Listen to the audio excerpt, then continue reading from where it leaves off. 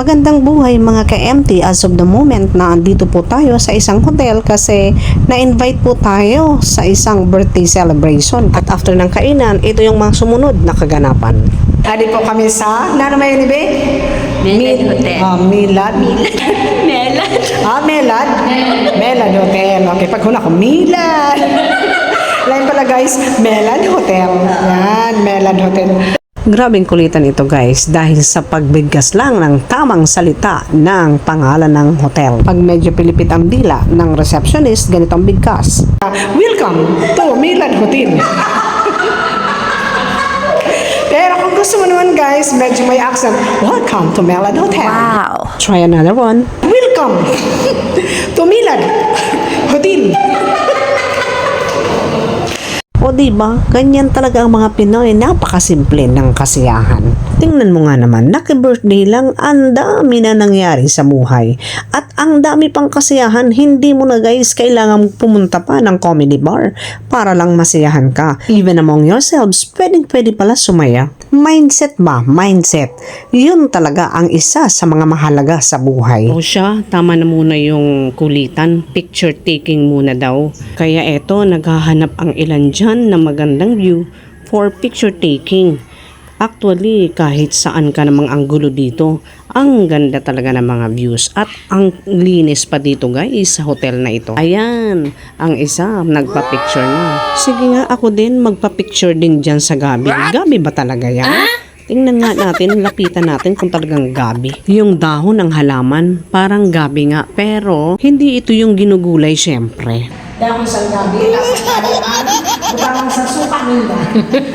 Butangan sa suka nila, pangalan, nalilyahan.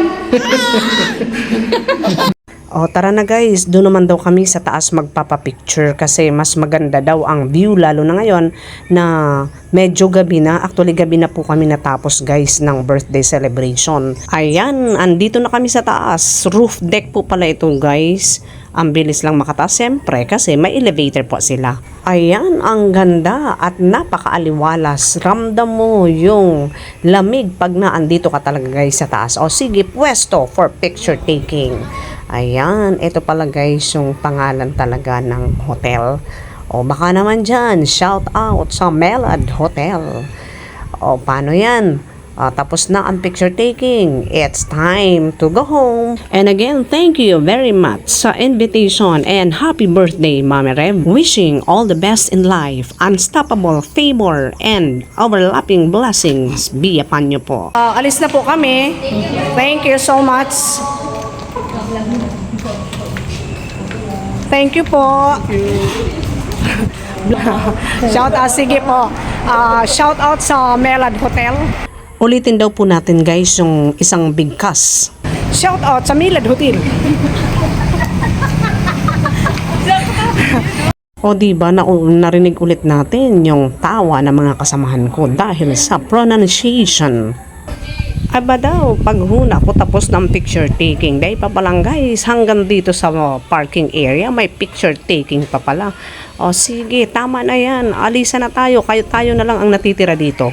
O hindi daw maganda ang kuha, sabi ng isa dyan. Ulitin daw ang picture taking. O sige, pose. O pak, sino ka dyan? O isang 1, 2, 3, go again. Pak. Galing, yan. Yan daw talagang gusto niya.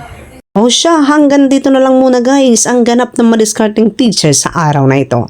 Please don't forget to follow, like, and share my videos. Adios!